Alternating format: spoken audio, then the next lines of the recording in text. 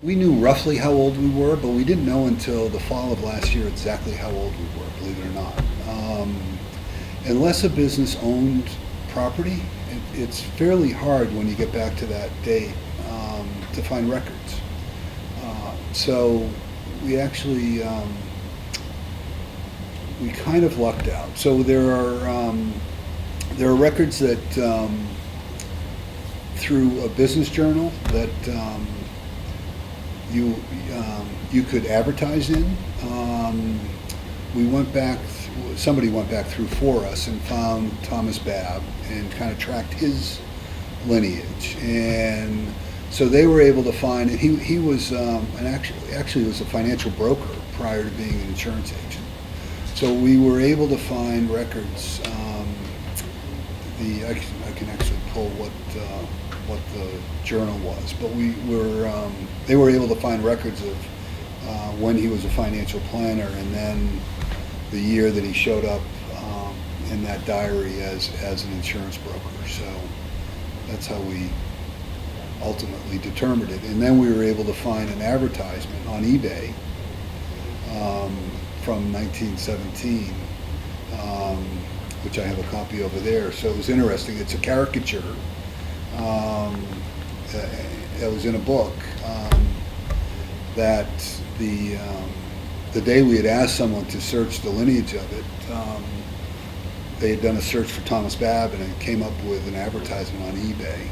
The odds of that is just absurd. So anyway, that was all determined in November of last year.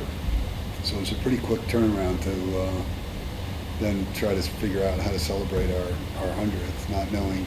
No, we had like 3 months. We had a month and a half before we actually turned in or entered into our 100th year.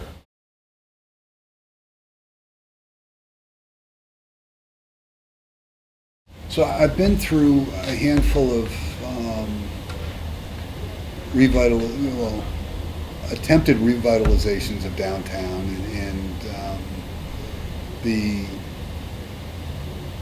and have seen more of them, almost get there, but then kind of get knocked back. Be it a recession or a real estate bust, or some things that just kind of pushed us back. But there were more than a couple of times where things started to get pick up downtown and whatever. But I don't honestly think I've seen anything near as successful as what we're going through now.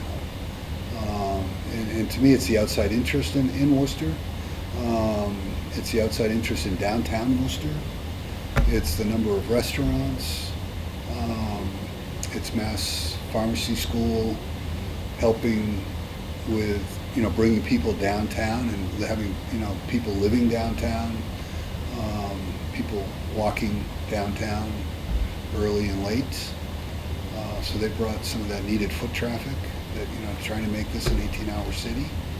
And then some really heavy investment. The whole grid area is exciting to me, where they've really, working to upgrade that whole area, and the restaurants that are already in and are following that. The breakthrough through Shrewsbury Street, which really opened up downtown. Finally having a hotel, and actually we'll have 2 hotels downtown,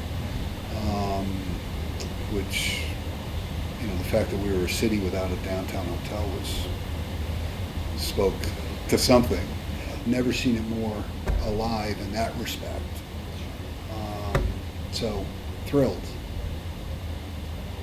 Glad we're downtown and glad we're a part of it.